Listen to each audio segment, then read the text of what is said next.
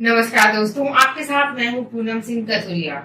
दोस्तों, कहते हैं कि इंसान का दिमाग कंप्यूटर से भी तेज दौड़ता है, लेकिन क्या हो जब उसी इंसानी दिमाग को बीमारियां जकड़ लें।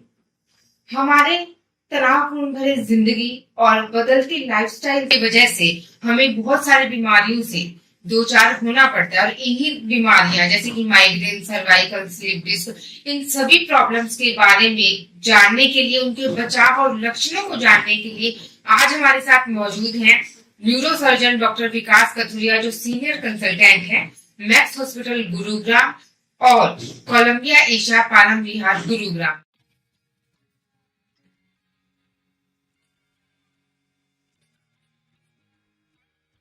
डॉक्टर साहब नमस्कार। नमस्कार।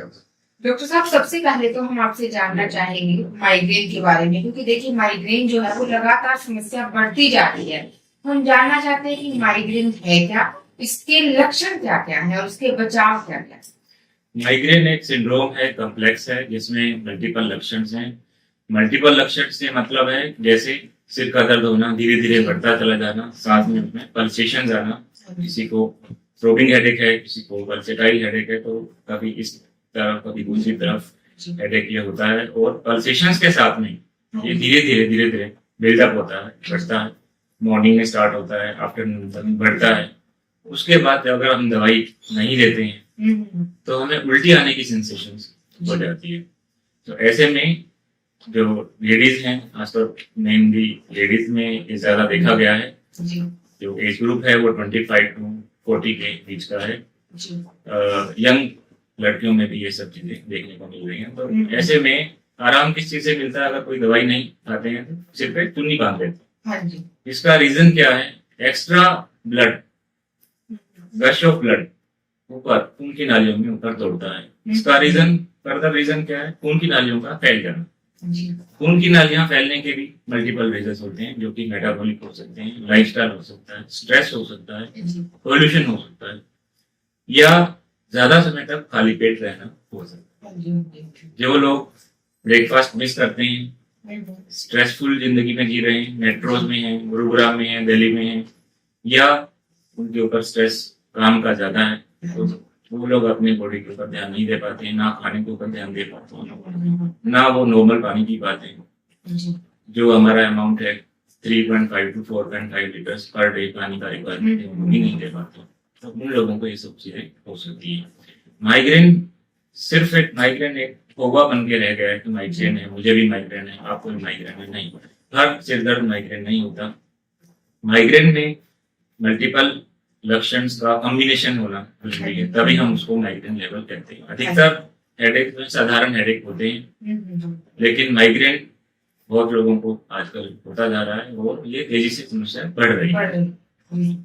सर, जब हम बात करते हैं टेंशन की, हेडेक की, एक टेंशन हेडेक, क्लस्टर हेडेक जो माइग्रेन में ही आते हैं, वो क्या चीज है, उनसे निजात कैसे पाई जा सकती है? ये एक हेडेक का अलग सब टाइप है, जो कि टेंशन हेडेक होता है। यूजली मेल्स में देखा गया है, जिसमें कि आंखों के चारों ओर पेन होना, कभी पीछे की तरफ ऑक्सीपिटल टाइप का हेडेक होना, और डिफ्यूज पेन होना। मालूम भी नहीं पड़ता कि कहाँ इधर हेडेक हो रहा है या इधर हो रहा है। पेशेंट आता है, हमें कहता है कि सारे सिर में ही पता नहीं क्या हो रहा है, पीछे भी हेडेक, आंखों में भी जलन हो रही है, और आंखों से आंखें भी नहीं मिला पाते कुछ पेशेंट, तो उनको साफ नजर आ जाता है कि ये टेंशन से ग्रस्त। तो ऐसे में वो tension headache usually late evening night तक हो सकता है, उसमें नींद की भी समस्या आती है। तो टेंशन हेडेक मेल्स में ज्यादातर देखा गया है, लेकिन फीमेल्स में भी हो सकता है, जैसे फीमेल्स भी अब मेल से आगे बढ़ती जा रही है। दूसरा क्लस्टर हेडेक, ये माइग्रेन से अलग टाइप की हेडेक। क्लस्टर हेडेक एक आंख के चारों ओर पेन ज्यादा होता है, as if somebody is stabbing behind the eye. इतना ज्यादा हेडेक होता है, और आंख में से पानी आना, बिल्डअप इतना ज्यादा हो जाना कि पेशेंट को समझ नहीं आता मैं क्या करूं। बर्स्टिंग टाइप ऑफ हेडेक अचानक आता है और अचानक रुक भी जाता है। तो ये सब क्लस्टर हेडेक में आते हैं। हर हेडेक का इलाज संभव है, चाहे वो माइग्रेन हो, चाहे वो क्लस्टर हेडेक हो। हमें पहचानना जरूरी है कि किस टाइप का हेडेक है, क्या उसके सिम्टम है। सिम्टम्स के हिसाब से उनको दवाई मिलती है।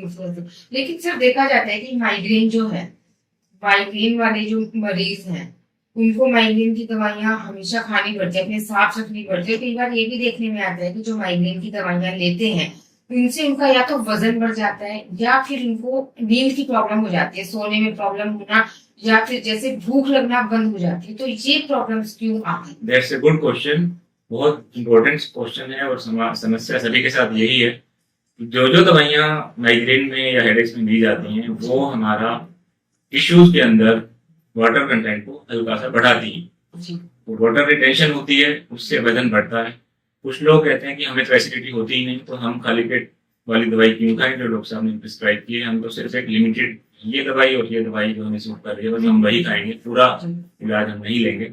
सो ये भी एक इम्पोर्टेंट बात है कि अगर आप खाली पेट की दवाई के साथ में आप खा रहे हैं, एक तो इससे आपको उल्टी आने की समस्या आधी हो जाती है, क्योंकि खाली पेट की दवाई में यूजुअली पैन डोमपेरिडोन या रेविप्राजोल डोमपेरिडोन ये जो दवाइयां आती हैं ये हमारी गट को आगे की तरफ बढ़ाती हैं।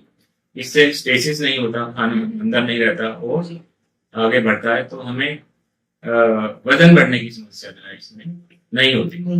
सो अगर हम जुडिशियसली यूज करें दवाइयों को और लगातार ना लेके कुछ समय का ब्रेक भी दें, एक्स्ट्रा पानी लें, तब भी हम वजन बढ़ने की समस्या से छुटकारा पा सकते हैं। और देखा गया है कि females in the age group of 25 to 40 जिसमें हार्मोनल चेंजेस भी आते हैं, खासतौर पे PCOD पॉलीसिस्टिक ओवेरियन डिजीज, उनमें हार्मोनल प्रॉब्लम भी होती है। सो वो हार्मोन भी कुछ हद तक वजन बढ़ने के लिए जिम्मेवार है, केवल दवाइयां नहीं। तो सिर्फ जो माइग्रेन है ऐसा क्या रीजन है कि वो सिर्फ ज्यादा फीमेल्स में देखा जाता है? जी, यही एक इम्पोर्टेंट क्वेश्चन है कि फीमेल्स में क्यों है। फीमेल्स के अंदर हार्मोन्स प्रोजेस्टेरोन, एस्ट्रोजन और बाकी हार्मोन्स का उतार चढ़ाव ज्यादा होता है एज कम्पेयर टू मेल। और फैट का कंटेंट भी फीमेल्स में ज्यादा होता है। तो ये 2-3 चीजें हैं जो कि देखा गया कि इनमें फीमेल्स में ये समस्या ज्यादा होती है। मेल्स में माइग्रेन वाला हेडेक ऑलमोस्ट 1/3 देखा गया एज कम्पेयर टू फीमेल। तो सर क्या सिर्फ दवाइयों पर निर्भर है कि माइग्रेन से निजात पाई जा सकती है, या इसके अलावा कोई एक्सरसाइज कुछ ऐसी है जिससे माइग्रेन से राहत पाई जा सकती है? Again very good question, how we can prevent the migraine. जी, या माइग्रेन की दवाइयां किसी को चल रही हैं, कोई कहता है कि मुझे दवाइयां नहीं खानी है, कोई और चीज बताइए सर, मुझे तो सारी उम्र दवाइयां नहीं खानी। इट मीन्स हम उस चीज के ऊपर आना पसंद करेंगे और आपको भी बताएंगे कि क्या क्या लाइफस्टाइल के चेंजेस हैं जब हम बदलाव करें कि हमें माइग्रेन हो ही ना। सबसे इम्पोर्टेंट चीज है कि सुबह उठ के खाली पेट 2 गिलास पानी पिए। दूसरा है breakfast on time, do not skip breakfast, this is the most important thing. 8:30 से 9:30 के बीच में आप खाना खाएं, उसके बाद अगर कुछ डॉक्टर साहब ने कुछ दवाई बताई है वो खाएं। धीरे धीरे वो सब दवाइयां खत्म हो जाएंगी अगर आपका लाइफस्टाइल ठीक है। स्लीप, किसी की स्लीप अगर 6 to 8 आवर्स है और वो 5 घंटे सो रहा है, माइग्रेन होता जा रहा है, तो वो जब तक अपनी नींद पूरी नहीं करेगा तब तक उनको माइग्रेन से निजात नहीं मिलेगी। Next thing is stress. Stress 3-4 तरीके से हो सकता है। जहां हम काम कर रहे हैं तो काम करना तो छोड़ेंगे ही नहीं, वो काम तो हमें करना ही है। उस स्ट्रेस के लिए हमें ब्रेन को मजबूत बनाना है।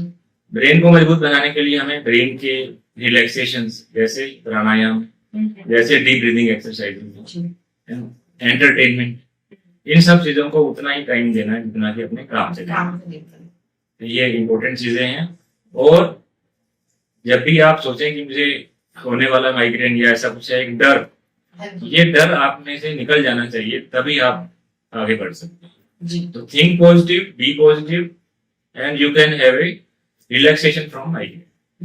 कहने का अर्थ है कि माइग्रेन से अगर छुटकारा पाना है तो एक्सरसाइज भी करनी पड़ेगी। ये नहीं है कि हम भागते दौड़ते रहें, थोड़ा रिलैक्स होना भी जरूरी है। सो एक्सरसाइज से भी लैक्टिक एसिड प्रोड्यूस होता है हमारी काफ मसल्स में, और जब हार्ट रेट हमारा 120 से ऊपर जाता है, सपोज कोई 20-30 मिनट्स के लिए ट्रेडमिल कर रहा है, तो उसमें लैक्टिक एसिड प्रोड्यूस होता है, सर्कुलेशन सारी बॉडी में दौड़ता है, पूरा होता है, ब्रेन में भी बेटर होता है।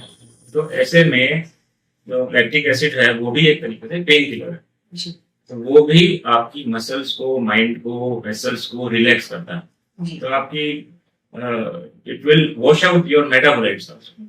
सो आप इस दवाई की मात्रा उसकी जरूरत जी वो कम हो जाती है। डॉक्टर साहब, आपने इस विषय पर हमें इतनी अच्छी जानकारी दी, हमें हमारे दर्शकों को इतना अच्छे से सब चीजें समझाई, उसके लिए आपका बहुत बहुत धन्यवाद। ये